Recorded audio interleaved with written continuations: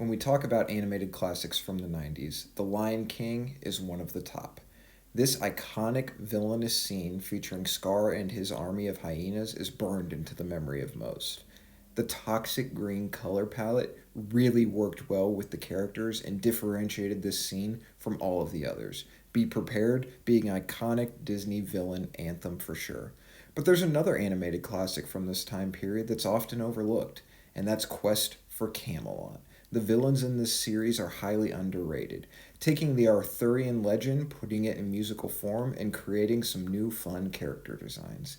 In this movie, the army is created from this mystical fusion of weaponry and Arthurian magic.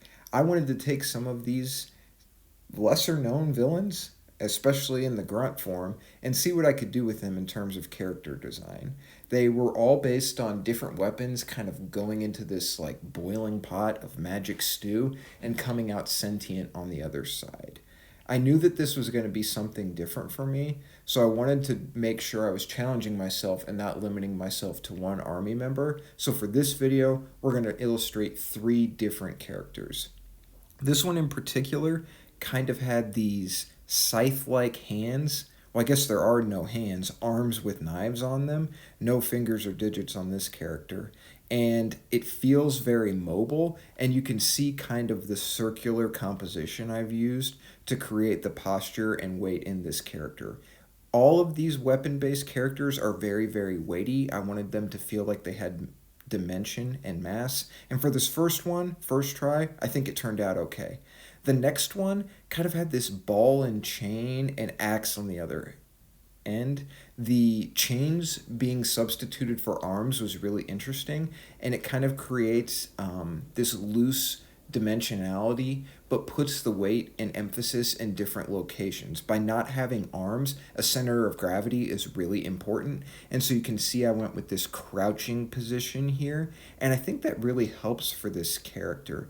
I've been focused on this messy line work, black ink outlines for sure, which is pretty standard, but I've decided to be a little less precious with getting each line exactly right, and I think for something like this, it works really well. That's very different when compared to things that I've done in the past, but when we're experimenting with these little projects, this is perfect for tweaking little steps in the process. Procreate has so many options in it. I doubt I'll ever be able to explore all of them, but I'm happy to explore one at a time and see what I can come up with, lightly progressing in different areas.